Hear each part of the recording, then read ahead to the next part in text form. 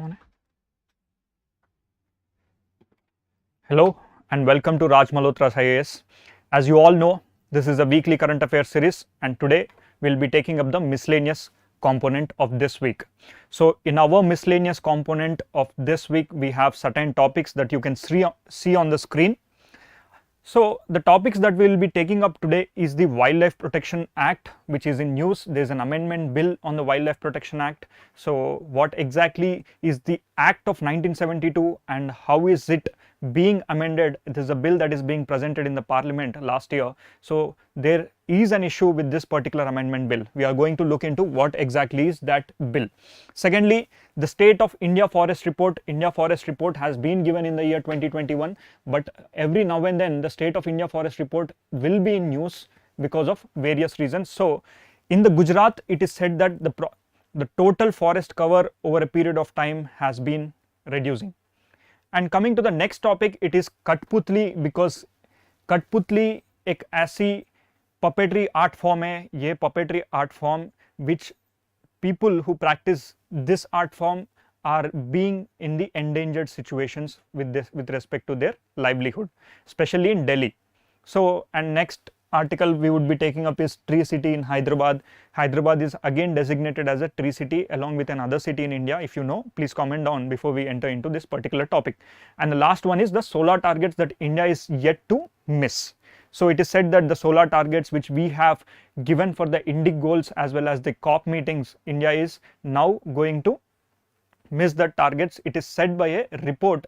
What exactly is that report saying and how India should go ahead with the meeting of those targets for the 2030? We will be looking into these topics in detail. So first topic for today is the city of Hyderabad. Why city of Hyderabad is given the status as a tree city? So if a city is given a status of a tree city, what difference does it make? Or what are the conditions, or what are the conditions under which a city will be designated as a tree city? So there's a newspaper published article in Hindu. It is said that Hyderabad on tree cities of the world listed for the second year.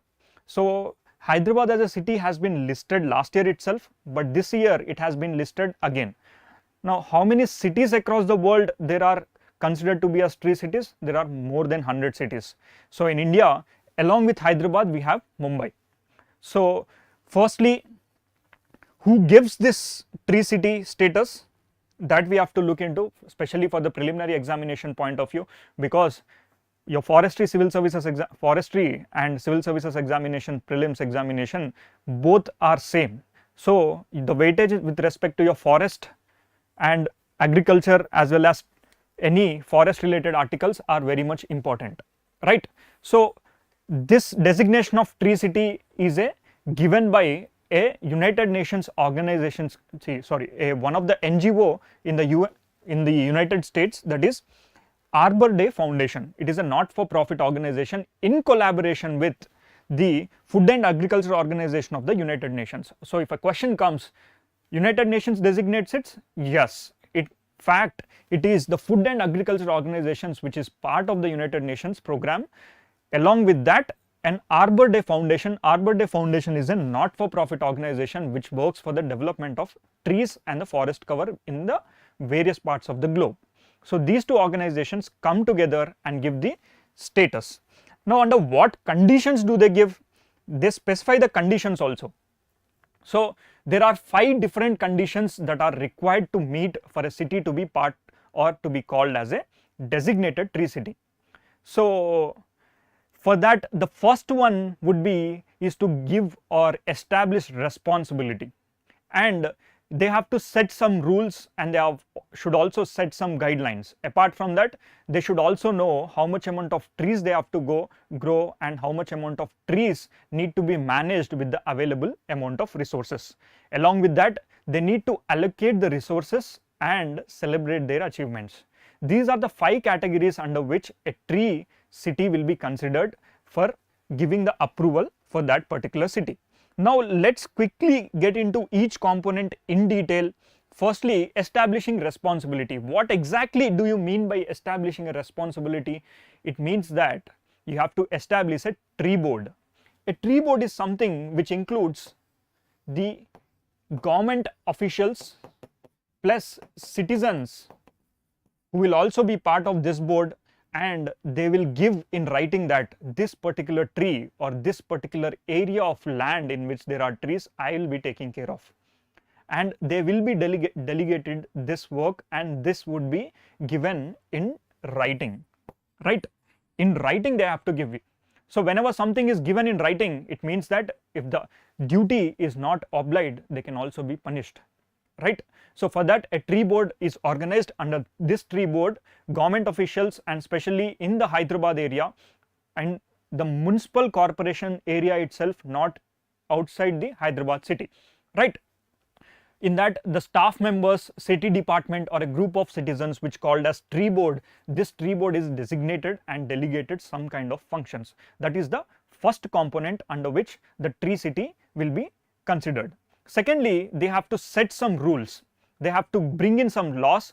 If at all they have to, if one cuts the tree, they should be punished, or what are the fines that need to be implemented. Those things will also be taken into consideration, right? So setting the rules means the city should have a in place certain laws and official policy to govern the management of forests and trees. These are some things which you have to take into consideration. Now, in the state of Telangana, now what are the laws that have been put forward? It is by a program named Harita Haram, right? A program named Harita Haram.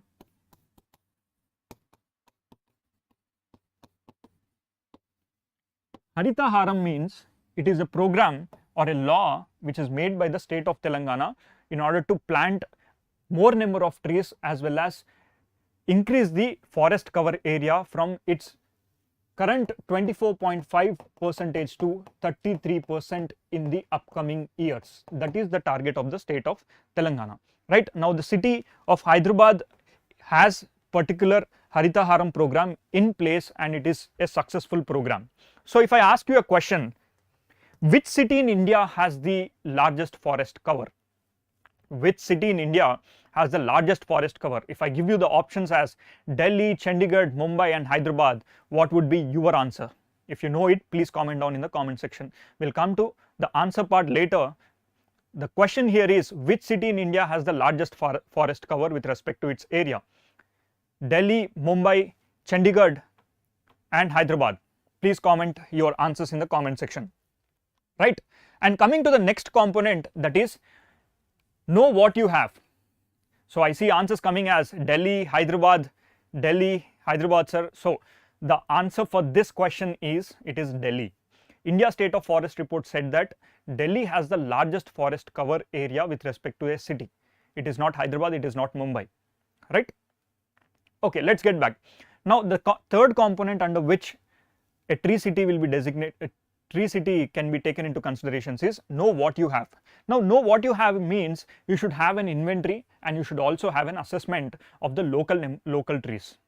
You should know how many trees in which particular area they are present, and by what number you are going to increase in the next 5 odd years or 10 odd years. And removal of a city tree can be established. Suppose if you remove one particular tree, you have to also go for compensatory afforestation fund management for the local level authority as well. These are some things which you have to take into consideration. Along with that, the fourth component is the allocation of the resources, right? Allocation of the resources means it's not about giving more number of trees to one particular area, rather than it is allocating the budget to the particular program. So I told you there is a particular program called Harita Haram in the state of Telangana. This Harita Haram program, in this certain percentage of budget allocations will be done. So under this, more number of trees will be grown, and the ultimate agenda is to reach the 33% of the total geographical area of Telangana into forest cover, right? So allocate the resources. The main aim of the allocation of the resources is the presentation of an annual budget for the implementation of the target management plan. And coming to the last component, that is you should celebrate the achievements whatever you plant, right? It should be an organized and an annual celebration of trees and raise awareness among the people as well. You have to create awareness, you have to create the inquisitiveness from the childhood itself, that is creating or celebrating the achievement. And till date, a total of around 138 odd cities are being part of this particular tree cities. In India, there are only 2 cities as compared to cities that are part of China, which are more than 5 to 10 cities that are present. Especially most of the cities that are present in this particular tree cities is those cities that are part of Africa, especially in the equatorial region, where the forest management activities are good, where forest is given a prime priority. Those cities are being part of it, right? Solely, if someone asks, it is not, the tree city is not designated on the basis of the area, it is rather designated on the basis of these 5 points. That is, you should allocate some kind of budget, you should put in some rules and regulations, and you should impose some fines, and at the same time you need to have an assessment as well as an inventory as well, right? With respect to the total number of tree cities which are more across the world is in US, it is in USA, right? And some interesting fact with respect to the city of Hyderabad and the city of Mumbai, why they have actually been designated, in order to understand the analogy of how much plants they have grown or how much trees they have grown. Look into this sentence here. While Hyderabad planted more than 3.5 crore trees in just 500 volunteer hours, and Mumbai at the same time, if you see, it has planted 4,25,000 trees in just 25,000 volunteer hours. See, this 500 volunteer hours means on a designated day, all the volunteers across the state, that they come together and plant this particular number of trees. So in a less span of time, the state of Hyderabad has come forward and almost planted 3.5 crore plants, right? This is something, an interesting fact, nothing much relevant. So I hope you have understood that particular article, and this particular type of questions can be asked. The topic of tree city is very much important for your examination. Please make sure to understand the conditions and the cities that are being part. In India, there are only 2 cities, that is Mumbai and Hyderabad. Mumbai is designated after Hyderabad, it is Hyderabad for the first time, and there are other cities that have also been nominated, that is Indore, which did not qualify, and Delhi, it also did not qualify, Chandigarh did not qualify, Gandhinagar have also went forward for it, and it is said that the report says clearly they haven't been qualified for that, right? Now coming to the next article, see, there are couple or triple of articles in the newspaper which talks about the tree cover, forest cover, India State of Forest report, how exactly the forest cover has been increased and where exactly the forest cover has been reduced. So multiple news articles are there on the forest in India. So along with that, there are also forest fires which we have seen in the last couple of weeks, and there are increasing number of the area over a period of time since last decade, the number of forest fires have been increased, right? So it is very important for us to look into the State of India Forest report which has been given in the year 2021.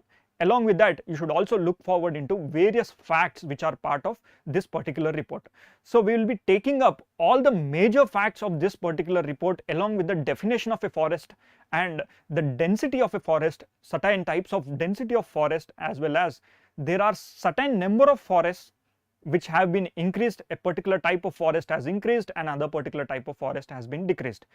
More specifically, from the examination point of view, we will be sticking ourselves to the major points itself, right?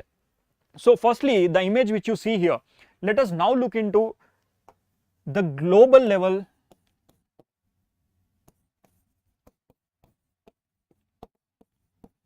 the state of forest at the global level. Before we enter into India, let us try to understand the state of forest at the global level. The image which you see on the screen is from the year 1995, the changes in the forest department since 1995 se lekar till date. This is an old data, 2014. So let us look here. The changes in the forest, it is the highest number of forest area is generally Russia. But look here, since 1995 से लेकर 2014 तक not even a single country has increased their forest cover. In fact, except India, India alone has increased somewhere around 8.8%. The change of forest, countries with the most forest cover, when they have taken into consideration, it is India only, India alone accounts for 8.8% increase. If you look at Russia, there is 0.7% increase. If you look at Brazil, there is minus 7.2%. So Brazil forest is reduced, Canada's forest is reduced, United States has increased their forest, and Congo, Australia, and if you look into the Indonesia, there is a 15% drop in the total forest cover.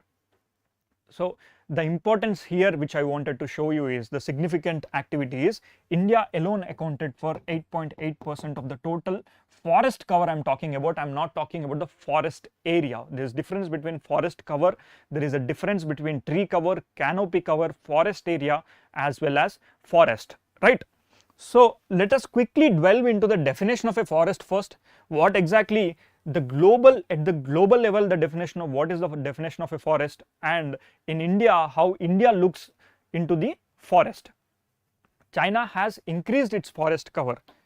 So I have a comment here. See, yes, China has increased its forest cover 22.8%. So it is only the developing countries, India, US, China and Russia, these are the only 4 countries they have increased their forest cover.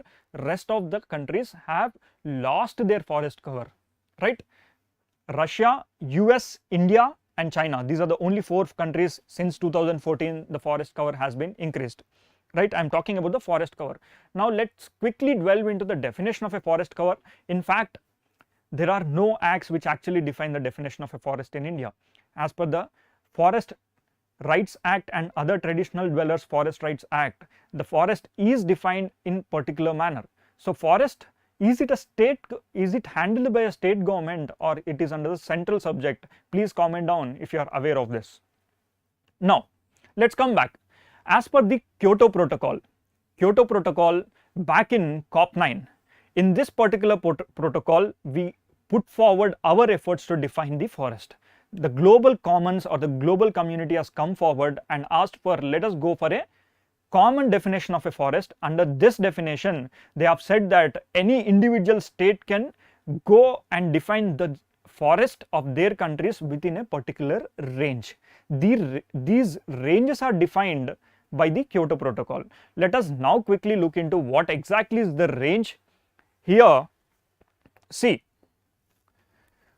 forest is defined structurally on the basis of 3 components. One is the crown coverage percentage, and the second one is the minimum area of stand, and the third one is the height of that particular tree.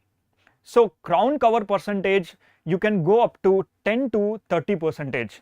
In the crown coverage is nothing but, if this is your tree, the length of the tree from the top view, that is called as your crown view. This should be between 10 to 30 odd percent, and India accounted for 10%, right? And when you look into the minimum area of stand, what is minimum area of stand? It means that the area, when you take the area into consideration, it is somewhere around 1 hectare, right? You can go for 0.05 to 1 hectare, and India has chosen for 1 hectare, right? The range is from 0.05 hectares to 1 hectare, and India has chosen 1 hectare. And next is your minimum height of the trees. So the height can vary between 2 meters to 5 meters, right? You can also designate your forest as a height, as a area which has 0.5 hectare of area. Along with that, the height of the tree can be 3 meters. It is up to you. An individual country can decide upon the definition of a forest. So in such a way, India has chosen the height of 2 meters, right?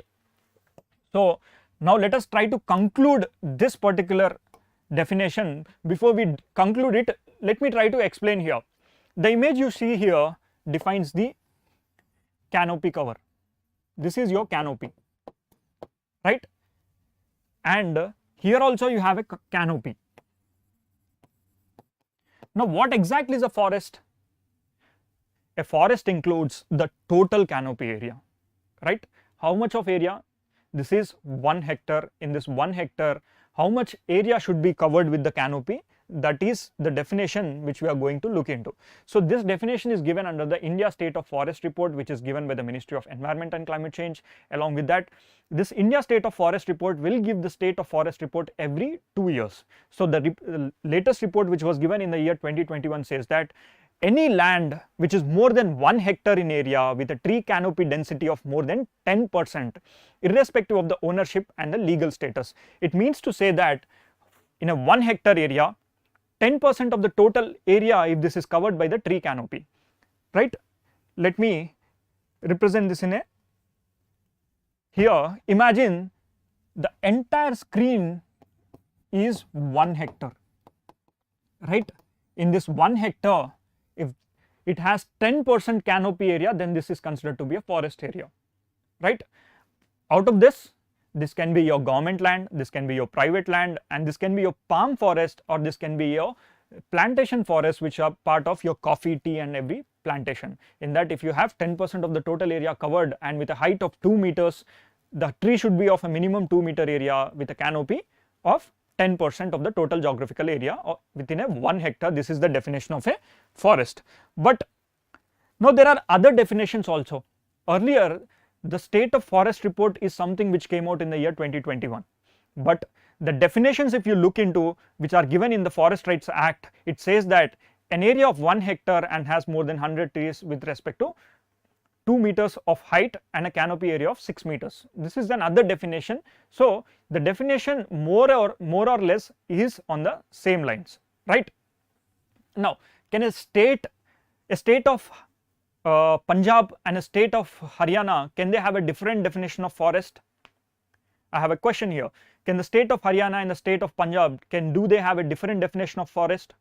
Please comment down if you are aware of this, right?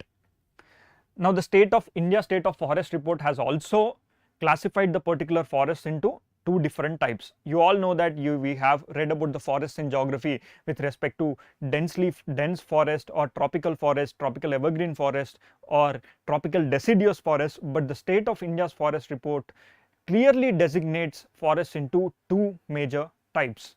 The first question or the first type of forest is inside recorded forest area, and the second one is outside recorded forest area, right? Inside recorded forest areas are nothing but natural forest, which includes plantations of the forest department as well. But when it comes to the outside forest area, it means that it is your private land. In the private land, you have some kind of orchards, you have apple plantations, or you have some coconut plantations. You might have gone in from agroforestry. Agroforestry means along with agriculture, if you do in and around the plantations or a teak plantation, that is called as outside forest area.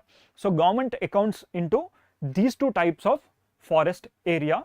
It particularly classifies the forest into 2 different types, but on the basis of the density, if you look into inside forest area within the natural forest, you can go for classification of this particular type of forest, right? And within the outside forest area, maybe this in your private area also, you can go into classification. These classifications which we are going to see now. A minute before I've asked you a question, can there be a definition for different states with respect to the forest in different areas? The answer is no.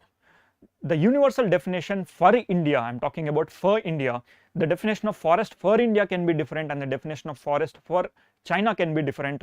It is up to them. But within India, all the states will have a universal definition of forest. What is that definition? If one asked, 1 hectare of area with an area of 1 hectare, 10% of the tree cover with a height of 2 meters, this is the definition of your forest, right? Now come back. The forest within the inside area and the outside area are defined on the basis of density. So if the density of the tree cover is greater than 70%, then it is called very dense forest, right? And this includes the mangrove forests as well. It includes the various other forests and other different types of forest as well. It includes everything, right? This particular definition includes everything. This is given by the Forest Survey of India, right? And the next is moderately dense forest. In this moderately dense forest, the density of one particular tree should be between sorry, the area should be 40 to 70%. If you have 70 to 40% of the total areas tree canopy, then it is called moderately dense forest. Next is the open forest. In this open forest, it accounts for 10 to 40%. And the last one being, if there is less than 10% of the density in that particular area, they are called scrubs. So can scrubs be a forest? Yes, it is also a particular type of forest. Now, preliminary examinations, the possibility of questions that can be asked in your examination is there an increase or decrease in one particular type of forest, which you see it on the screen. So if I ask you, is there an increase in the very dense forest? The answer is yes.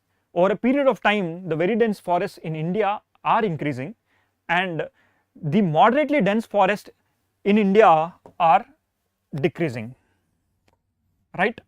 This particular moderate dense forest is in a declining trend, right? And when it comes to open forest, the open forests in India are increasing.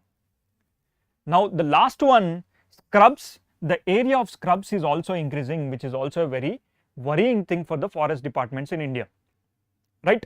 Why? If the area of scrubs is increasing, it is an indication that those areas which are part of the open forests are now being entered into the scrubs, or those areas which are earlier having 9 to 9.5% of area as their forest, they might have been dropped to 5% or 6% of the total forest or total area, the density, right? So if one asks, the moderately dense forest is declining and the scrubs area is also declining, right? As per the classification of the India State of Forest report, right? Let us quickly revise this. It is that basis on the very dense forest, it is more than 70%, and when it comes to moderate dense forest, it is 40 to 70, and next to moderate dense forest is your open forest, which is less than 40% and greater than 10%, and the degraded forests are also called as scrubs, which is less than 10%. And there is also another area that is called your non-forest area, in which lands are not included in any of the above classification. If there is a land that is not included in any of these particular 4 types of forest, then it is called as non-forest area, right? Sir, what is the meaning of the open forest? This is asked by Simran. See, open forest and closed forests are nothing but, if you have a designated area under the Wildlife Protection Act, if you went in for a designation in one particular area, and if you have demarcated that particular area, then that is called a closed forest. Open forest will have the canopy opened, and the regulations are not as strong as those which are present in the very dense forest, right? Open forest, in simple terms, do have less canopy, and the canopy is opened in one dimension, and the other dimension is the rules and regulations are not as strong as in the other forests, right? Scrubs area is increasing or decreasing? It is asked. See, the scrubs area is increasing. Scrubs area is increasing. Scrubs area is increasing means it is an indication that the total forest area in the scrubs is increasing. It is a, see, indicating the complete degradation of the forest in this particular area. If the scrubs are increasing, it means that the forest area are increasing. The forests in India are falling into the category of the area which are 10%, less than 10% of the density, right? I hope you got this. Now let's move ahead. There are some other facts which you need to understand. See, these are the facts which can figure out in your examinations when they sometimes you can directly see these kind of figures. The first one is, as compared to the forest area in the previous years, the forest cover of the country as per the current assessment of the forest in India is based on the 2021 census, and sorry, 2019 census, not 2021, 2019 census के हिसाब से India का total forest cover of the country is 21.71%. But if you also consider tree cover of the country, which is 2.91%, which you see it here, and if you combinedly add this, the total forest and the tree cover of the country is 24.62% of the total geographical area. If this is your entire globe, in India, if you consider our India, 24.62% of its total geographical area is under the forest, right? Forest of what type? Which includes total forest and tree cover of the country, right? Now, what should be the ideal percentage of forest in one particular nation or as per the entire globe? What should be the total percentage of forest for the ideal biodiversity or ideal ecosystems in the world? It is 1/3. Yes, Ayushi gave 1/3. Shreya says 33%. Yes, 33.33%. So what is the difference between forest cover and tree cover?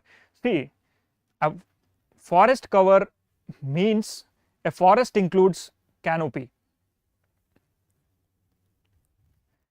Look at this diagram. I told you, if this is the canopy, canopy is nothing but the tree cover area. If this is your area of canopy, then that is called tree cover. Just a minute, guys. And see here, the entire area of 1 hectare if you take in, and in that 10% or more, then it is called forest, right? That is called forest area. Now, tree cover is nothing but this particular area will be minused from that particular area, right? Or else maybe while you're walking you're walking on the road and that road only has 5 to 6 trees. Can you call that area as a forest? You cannot call that area as a forest, but you can consider those trees which are greater than 2 meters and have a canopy of 6 meters, that will be considered for the tree cover calculations in India, right? Now, the methodologies of taking into consideration for calculating the forest are, the Forest Department of India has went in for geological assessments, as well as they have also taken the satellite cover, they have also taken the technological help as well, right? Now, let us quickly look into some other facts as well. There are states that have increased their forest cover and there are states that have decreased forest cover. If I ask you a question, the southern part of India has increased their forest cover and the northeastern states of India has decreased their forest cover. Most of the northeastern states in India have decreased their forest cover. Is the statement true or false? Is the statement true or false? Let's get back. See, usually we think that the forest cover in the northeast India has been increasing, It is not. It is actually the states of Arunachal Pradesh and most of the northeastern states, which include Tripura, Manipur, Mizoram, as well as other states in the northeast, the forest cover is decreasing. It is the states in the southern India, as along with Odisha and Bengal, Odisha and Jharkhand, these are the states which have increased their forest covers as compared to the previous time period in the last 1 decade, right? Of the topmost increase, it is your Andhra Pradesh. Andhra Pradesh, it is Telangana, Andhra Pradesh and Odisha being the third one, Jharkhand, these are the states which have increased their forest cover. Kerala also increased its forest cover. See, with respect to area wise, Andhra Pradesh, Telangana, Odisha, Karnataka and Jharkhand, these are the states which have increased their forest cover, and there are also states which have reduced their forest cover, right? Let us quickly look into which states have reduced their forest cover. Those in the red color you see, they have reduced their forest cover. So it is most of the northeastern states and the state of Punjab, right? These are the states which have reduced their forest cover, and the southern states along with Odisha and Jharkhand are the areas where they have increased, right? So the most of the topmost losers are Arunachal Pradesh, Manipur, Nagaland, Mizoram and Meghalaya. Look at the states here. All these states are part of your northeast itself. Andhra Pradesh, Telangana, Odisha, Karnataka and Jharkhand, right? I hope you will remember these little facts which are also very much important for your examination, especially from the preliminary point of view. And there are some other quick facts which we will look into with respect to mangroves. See, the area of mangroves and the mangrove forest over a period since the last 1 decade, mangroves have increased. Okay? Increase in mangroves is there by how much percentage? It is 0.15% of the total geographical area of the country, right? And the forest cover in tiger reserves. In the tiger reserves, the forest cover has also increased, because of which in the previous classes also I have told you the tigers population have been increased, right?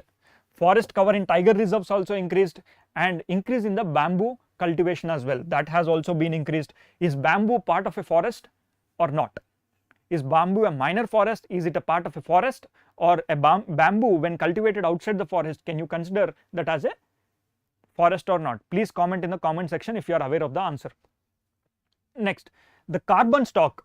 Carbon stock is something when you plant a tree, the tree has the potential to take in the carbon dioxide and give out the oxygen. That particular component is called as carbon stock, and every tree can store certain amount of carbon within it, right?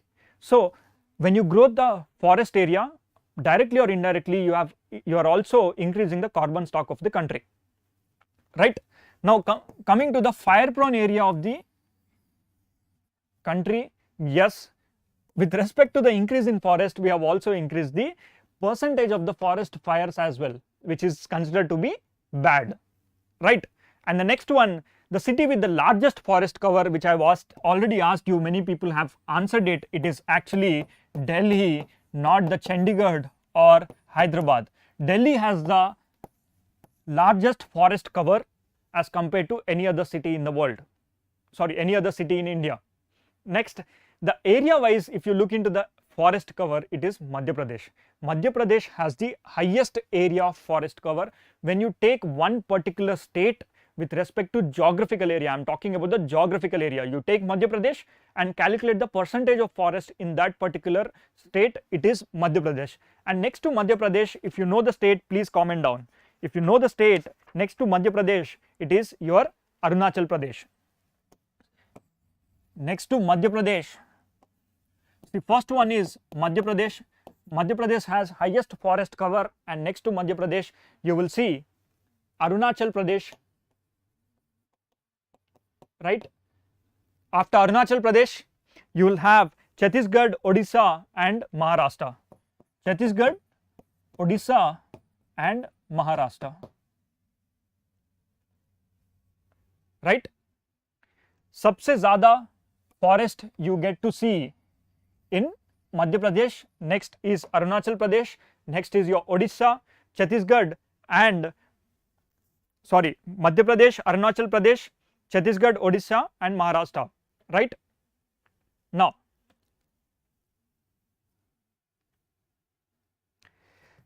okay, so these are some of the facts which you need to remember.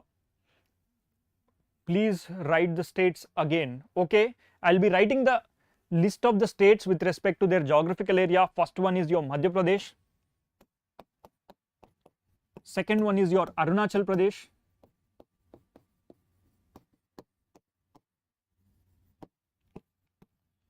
the third one is your Chhattisgarh, fourth one being your Odisha, fifth one being Maharashtra. So these are the states with respect to the forest cover with respect to their geographical area, right? These are some of the facts one has to remember with respect to the state of forest report, and they are most likely to be asked in your preliminary examination. And the next article, this is a Hindu newspaper published article which talks about frequent fire leaves puppeteers without little hope. So there is a colony in Delhi that is called Katputali colony, and this Katputali colony, there are people who are living on the basis of the Katputali. Katputali is one of the puppetry art form, and this puppetry art form upar, there are many people who are living in that slum. Now Delhi government has went in for, under the Delhi Development Authority, they have gone in for in situ redevelopment plan. In situ redevelopment plan means in the same location they are going to develop that particular area. They are going to rebuild that slum and give it to the same people who are present in that particular area. And it's been years, the project hasn't been completed, it has not been completed. So it is said that post COVID being one of the major reason because of which the project is not completed, and they are losing their livelihood because COVID time pe there were no theatre art forms that had took place and they lost their livelihood. They are now working in the other sectors, like they are going for construction laborers, they are going for other livelihood opportunities. So it becomes very important for us to look into the Katputali, because the Katputali is in the cities, especially it is from Delhi. These people go to various parts of the state. It is actually from Rajasthan, but Rajasthan prominence with respect to the Katputali over a period it is decreasing, right? Now there are two different kinds of art forms. Firstly, you have to understand where exactly this Katputali forms falls into and what type of art form it is. You have to understand, right? In the art forms, whether you see dance, art, architecture, they are classified into two different type of art forms. First one being the visual arts, second one being the performance arts. Visual arts is nothing but those things that you can see with your naked eye. Maybe that is dancing, right? That is karate, or you can also see the architecture, or you can also see the sculpture and pottery. These are called the visual architecture, and there are things that cannot be seen with our eye, only you could be able to understand with respect to speaking, that is your language, right? That can be your Indian language, that can be your theatre forms, puppetry, as well as the paintings, sorry, as well as Indian dance, right? So painting, architecture and sculpture falls into the visual arts, and performance arts are those Indian dance, Indian language, theatre forms and puppetry forms. So we'll now be trying to understand the puppetry forms. The news article talks about the puppetry forms, right? You have to understand what exactly is puppetry and why exactly it is being used in the public domain. Generally, if you look into the ancient India, the origins of this puppetry goes back into the Indus Valley civilization. There is a Indus Valley civilization itself, you get some evidences that this particular image you see, it gives the evidences of puppetry art forms in the Indus Valley civilization as well. So since the inception of the civilization, we are aware of the puppetry. So puppetry is generally used for the educative purpose as well as entertainment purposes, right? The primary use of the puppetry is to educate as well as entertain the people. And if you look into the roots go back into the Harappan civilization, as well as there are evidences in the Mohenjo-daro as well, right? And next, coming to the references, where in the image you see, this is the evidence you got, but there are also written evidences. They are texts. Those texts are your Tamil literature, in which Silapadikaram, that is, it is called Silapadikaram. In the Silapadikaram text, puppetry art forms are clearly mentioned. Now what is Silapadikaram? Silapadikaram means in Tamil it is the jewelled anklet. Jewelled anklet means a jewel anklet, that is Silapadikaram. And this particular epic, this is called as semi-epic, which also talks about Hinduism, it also talks about Jainism, and it is an epic that is written around two characters, that is Kannagi and Kovalan. Kannagi is the hero character and Kovalan, so it's a love story that revolves around these two characters, and it talks about Hinduism, it also talks about Jainism, and this particular Silapadikaram is written by Ilango Adigal, right? He is the author of this semi-epic, right? And this particular epic also talks about the puppetry art forms, right? And in the mythology also there are references to this puppetry art form, but over a period of time there are not many audience as there used to be earlier, so the puppetry art form has been reduced. Next, in India, the classification of the puppetry art forms are majorly divided into 4 different types. One is the string puppetry, other is the glove puppetry, rod puppetry and shadow puppetry. So the Katputali art form which is in news do fall into the string puppetries. String puppetries means they use strings to showcase the characters, and Katputali is generally practiced in the Rajasthan. There is some particular art forms and it has certain characteristics, and these characteristics include the legs do not, if you see the image here, the legs are not generally shown. The legs are not shown and the strings are tied to their hands, and using those strings they are played, and the depiction of the day-to-day life and the depiction of the some great epics are shown in this Katputali art forms, right? And there are some characteristics to this. Along with the Katputali art form, there are also folk musics that go along with it. There are you get to see the strings that are attached to the fingers, as well as dramatic folk music one you get to see, right? Let us quickly revise these various forms of string puppets and where exactly are they present. First one is Katputali. Katputali is present in your Rajasthan. Kundei, it is also a string puppetry. It is found in your Odisha. Gombai Ata is nothing but it's a Gombai means toy, Ata means play. This Gombai Ata, it defines and it also represents in the art forms of Yakshagana. Yakshagana, this Yakshagana is a dance, right? Is Yakshagana a classical dance? If you know, please comment in the comment section. See, Yakshagana characters are also represented in the Gombai Ata, that is part of your Karnataka, and the last one is Bommalatam. This is from the Tamil Nadu. Out of all these string puppetries, the interesting part of the Bommalatam is that it is part of the Tamil Nadu and it has the characters of almost 5 feet. It gives the lively characteristics and strings are tied to those characteristics and they play with respect to the strings, right? That is called the string puppetry. There are 4 different types of string puppetries, and these 4 are practiced in various states. Every state has its own name. The simplest logic to remember these kind of names is that with respect to their etymology, means with respect to their language, right? Katputali, it is something which is in the lines of Rajasthani and Hindi language. Kundei, it is an Odia language. Gombe is nothing but a Kannada word. So please go with the etymology, right? When it comes to shadow puppetry, in the shadow puppetry also, if you see the image here, the shadows of the individual are being portrayed onto a greater level. Means the size of the object will be smaller only, but when the shadow is portrayed, it looks to be a larger size image. That is called shadow puppetry, and in the shadow puppetry they have different names in different states. In the case of Andhra Pradesh, it is called Tolu Bommalata. This one thing which is very much common to this shadow puppetry is they use the element of skin in it. Skin. Here Tolu means skin, Togalu means skin, Charma also means skin. So Andhra Pradesh, it is called Tolu Bommalata. Karnataka, it is also called as Togalu Gombai Ata. Togalu means skin.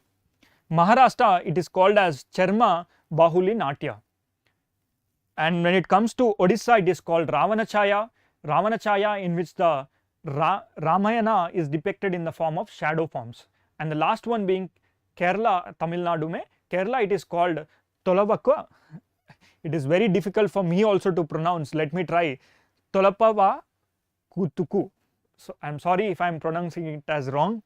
And last one is Tamil Nadu. It is also called as Tolu, means Tolu is nothing but skin. Bommalu means the dolls. Tolu, Bommalu, right? Glove puppetry. The image depicts it. See the image. They use this particular image or the element as their,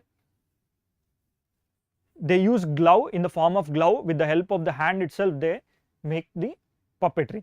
This is called Pavakuttu. This is from Kerala, right? In this they depict the Ramayana as well as Mahabharata, and the most important aspect here is the Kathakali dance. So Kathakali depictions are also shown here. The image you see, it exactly shows the Kathakali art form. The Kathakali expressions play a major role in Kathakali, right? And the last one is the rod puppetry. In the rod puppetry you have Yamapuri and Putul Nach. Yamapuri is from Bihar and Putul Nach is from Odisha as well as other regions in and around Odisha. It also practiced in Assam, it is also practiced in Bengal, it is also practiced in Odisha, right? It is called Putul Nach, in which the rods are used rather than the strings, rather than the shadows, right? I hope you got this. Now let us quickly take up a question which has been asked in the previous year examination, that is, consider the following statements with reference to puppet theatre. First one, the glove puppets are found mainly in Odisha, Kerala and Tamil Nadu. String puppets are found in Punjab and Himachal Pradesh. Which of the given statements are correct?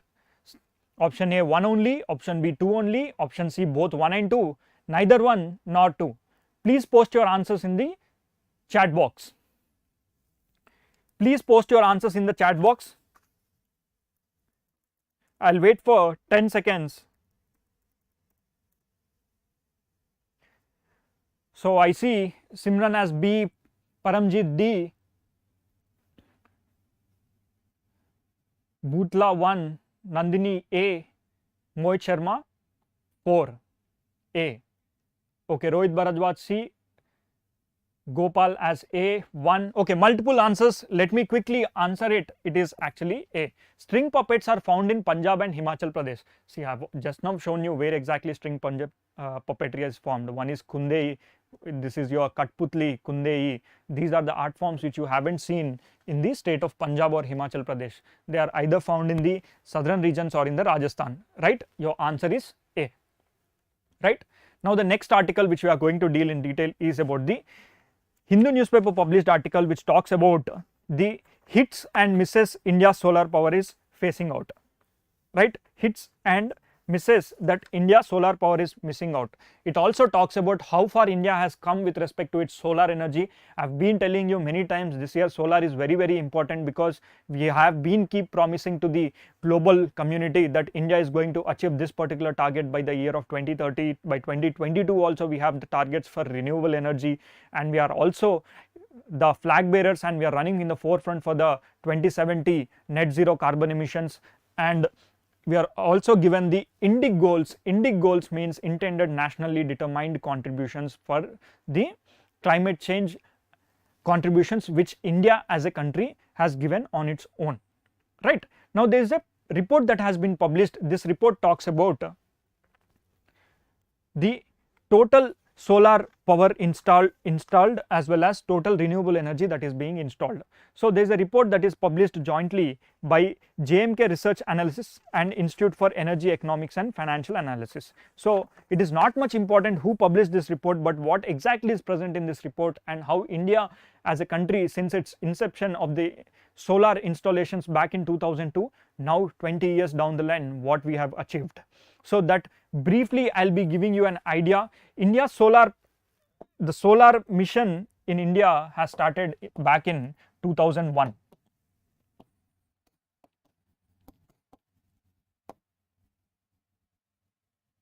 Just a minute, guys. So the journey of solar started in the year 2001. We came up with a policy called solar policy. In this policy, India has said that India is going to achieve certain number of targets. In the year 2009, 59%, mean it is said that by 2021, India is going to install somewhere around 55 gigawatts of solar power plant, right? 55 gigawatts. Today's installed capacity is more than what we have now. So over a period since 2001, the cost of the solar panels were very high, but with the advancement of technology we are now able to reduce the cost, as well as we are now able to give finances to the farmers as well as rooftop solar. So the article which you have seen here clearly talks about two things. One, India is going to miss its target. By how much and why is it going to miss its target? Firstly, the target is being missed because of one single reason, that is your rooftop solar installation, right? Rooftop. What is this rooftop? Rooftop is nothing but on your terraces, on the office blocks or on the terrace, if you install the solar for your domestic consumption, then that is called rooftop solar plant installations. So these rooftop solar plant installations have not met its target, because of which India is not going to meet its targets. Now there are some particular data that you have to remember, but that is by the year 2030, India is actually planning to install 300 gigawatts of solar energy in India. Is it possible? I would ask you, is it possible for India to install by 2030 the 300 gigawatts of the solar energy? So earlier in its inception, India thought that 20 gigawatts of energy will be installed by the year 2022, but every now and then in the last year also we have told that India is now going to install 200 gigawatts of installed energy by the year 2022 itself. 2022 itself it said that 200 gigawatts of energy we have to go and install, but this target we haven't met it, right? The figures are not very important, but one figure it would be great if you can replicate in your answers, that is your by 2030 India is planning to go for 300 gigawatts of energy.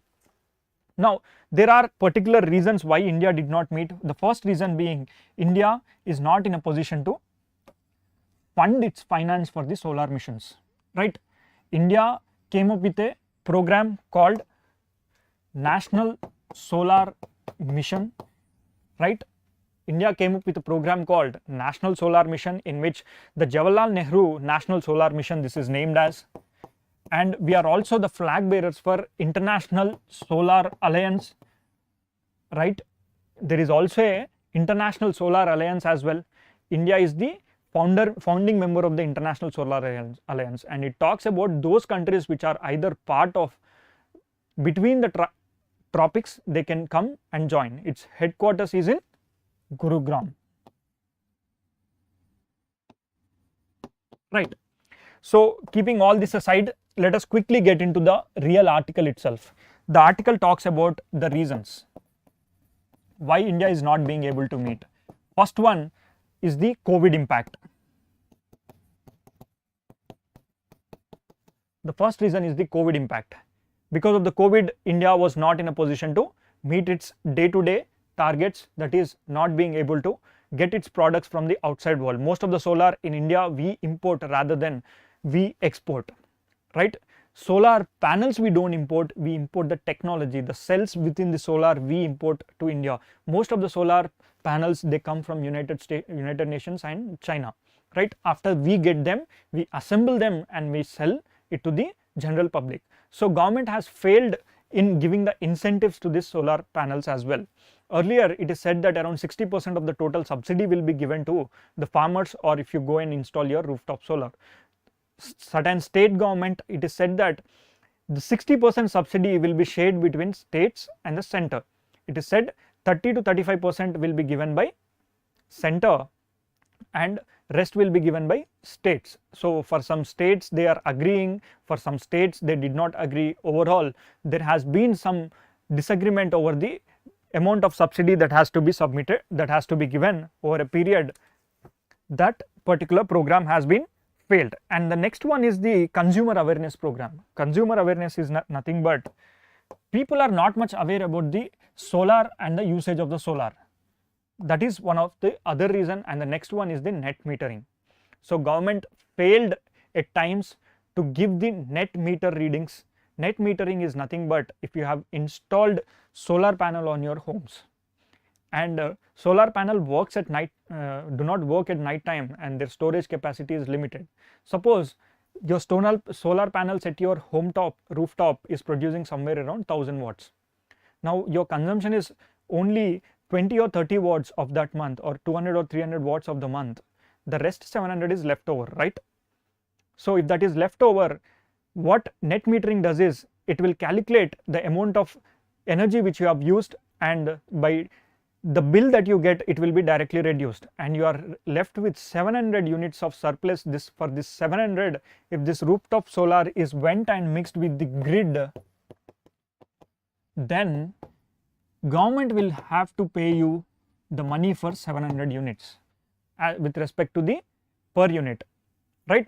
The unit cost varies from one state to another state. For every, imagine per 1 unit the government is going to pay you 3 rupees. So 7 3s 2100 rupees the government will pay you every month if you are mixing the 700 units into the grid, right? This is somewhere the government failed to pay the required amounts. This is the report saying. And the next one is there is a limit to net metering and inconsistent policy frameworks, and as well as there are other inconsistent policy frameworks between center and state. These are some things which the report exclusively talked about, and the report also gave solutions what should we go for. It is said that instead of you installing only a solar panel, why not you go for multiple renewable energy installations. Along with that, go for a hybrid model where you can also install the solar panels as well as windmills. So night time solar to काम नहीं करेगा, but लेकिन wind can play the role, right? So by this methodology, India can actually go and meet its targets by the year 2030. So there is a confusion between, for some students you might find it as 500 gigawatts by 2030. The current targets which India gave as per the last year norms before this COP26, it is 300 gigawatts by the year 2030. Now every now and then India, when it goes to global forums, it keeps on increasing its targets, right? Earlier it was 450 gigawatts they said. Now they have increased 50 gigawatts and it finally came to 500 gigawatts. But this is not ratified, guys. This is just India is promising as a intended determined goals only, right? Earlier it was 300 gigawatts when the program started, right? When the program started, it is 300 gigawatts by the year 2030. Now it is, the target is 500 gigawatts. It keeps on changing, so number is not much important. You can always look into the concepts, right? Now let us quickly get into the next article, that is your last article, which talks about the MP's panel lends voice against elephant trade, and MP's panel lends voice against the elephant trade. Elephant is one of the favorite animals of the UPSC. So there have been questions on elephant every now and then, and this particular policy or the bill that has been introduced in the parliament back in 2021, it came into the news again. It said that whatever you see on the board, that is the elephant here, the elephant which you see here, it is said that why can't you remove elephant trade? The bill that has been put forward in the year 2021 has excluded elephant from the trading of the endangered species. For the captive animals, there is a trade rules and regulations. This particular animal has been exempted. So Jairam Ramesh has asked the questions in the parliament through starred mark. They have said that why is elephant being exempted? So there is a panel that is going to sit on Monday and discuss whether elephant should be part of this particular bill or they need to be given any kind of exemptions, right? That is something important with respect to this article. And firstly, let us try to understand the differences between the Wildlife Protection Act and the current Wildlife Protection Amendment Bill. So the Wildlife Protection Act came into the picture in the year 1972. Back in 1972 itself, the Wildlife Protection Act came, and this act is now being put to amendment. It has been introduced in your Lok Sabha. This act says that, see, let us quickly try to understand.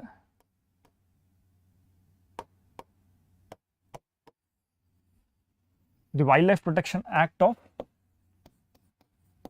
1972 and the Wildlife Protection Act of 1972 Amendment Bill of 2021. See, your Wildlife Protection Act has 6 schedules, right? Now what is the bill trying to say? It is trying to say that it wants to reduce it to 4 schedules, right? From 6 schedules to 4 schedules, right? This is the major change which it wants to bring in. So why from 6 schedules to 4 schedules? Why? It is because it wants to increase the protection under the CITES. So implementation of the CITES. CITES is nothing but Convention of International Trade in Endangered Species. So if there is an endangered animal, the trade is looked after by this particular board, that is called CITES, right. Now this particular bill also aims to increase the protection under the CITES program. What is this CITES? Suppose there is elephant. If you wanted to trade elephant, I have an elephant and I can keep it as a captive animal, right. And if I wanted to sell this, now the government comes into picture. So the bill here has earlier exempted elephant from the trade. Now there is a push from the Jairam Ramesh, who was the former minister. He is pushing forward, why is elephant exempted from this particular trade? Please bring back and put the elephant into the CITES convention, wherein the captive animal should also be taken into consideration. Elephant, which is a captive animal, should also be taken into consideration, right. This is something which the bill is trying to talk about. As and when there are updations in this particular type of, when you get to see any updations, we will be covering up in detail. As of now, this is what is the news article talking about. The updations on this you will get to see very soon, and we will be taking up this article again. Now there are some obligations under the CITES that are proposed in this bill that you have to know. There is an introduction of the management authority. Which management authority? Management authority of the CITES. They have been given some kind of rules, they have been given some kind of teeth. If anyone does any wrong, it can actually take actions. Earlier, CITES has limited roles. Under this bill, they are trying to increase that particular roles and responsibilities of the CITES. That is, please look onto the board here, you can clearly see that management authority will be set up, and this management authority will look after export, import, trading also, and it can also punish. Earlier the punishment will go back to the other authority. Now CITES has the authority to punish under this particular bill. And the bill also prohibits any person from modifying or remodifying the identification mark of the specimen. So for every captive animal that is to be traded, they will be given some particular mark. Now if you rub or if you do any changes into that mark, you will be punished. That is something which this particular bill talking about. It also talks about the vermin species. So vermin is nothing but those species that can be killed. If it is harming your food, if it is creating a harm to your any farm field, then it can be killed. That is called vermin. And vermin status is given by the state government. Any state government can declare an animal as a vermin when it feels that there is a need and necessary. So who declares it, all those technicalities will dwell little late sometime later in the session or in the other sessions. The important aspects which were in the current affairs in the recent time are your Himachal Pradesh. In the Himachal Pradesh, it talked about the rhesus monkey. So rhesus monkey is an animal which can be killed if it is harming your farm or food. Now the state of Gujarat has given the designation for nilgai as a vermin, and if you go to Uttarakhand and Himachal Pradesh, you see primarily the rhesus monkey, nilgai in different states, and wild boar is also considered as a vermin. This particular bill also talks about vermin species, and vermin species को little modify करने की ज़रूरत है. Those modifications on Monday when you get the updates will be taking up in the next session. Before that, let us take a previous year question that is part of your 2021 preliminary examination, which is asked on your elephant. That is with reference to Indian elephant. Consider the following statements. The leader of an elephant group is female. Statement 1. Statement 2. The maximum gestation period can be 22 months. Statement 3. An elephant can normally go on calving till the age of 40 years only. Statement 4. Among the states in India, the highest elephant population is in Kerala. Please post your answers in the comment section. Please post your answers in the comment section. I'll be waiting for some time. This is your previous year question. Make sure to read about elephant. Elephant is one of the favorite animal for UPSC. Now again you get to see this news articles about the elephant and the introduction of the removal of the elephant from the Wildlife Protection Act bill. So the answer here is 1 and 2 only. It is A. Among the states in India, highest population of elephant is in not Kerala, it is in Karnataka, right? So by this, fourth option is eliminated. You are left with 1 and 3 only. So the maximum gestation period can be 22 months. Yes, statement 1 and 2 is right. An elephant can normally go on calving till the age of 40 years. No, this statement is wrong. So answer is A, right? If you have watched it till here, if you are on the YouTube, please subscribe to this channel, and so that every now and then when we come up with the good content, you get notified. And thank you guys. I think I've added some value to your preparation. If you do also think so, please press that like button and subscribe to our channel. See you on the next week, that is on Saturday. We'll come up with more miscellaneous topics which are most relevant to your examination. Thank you.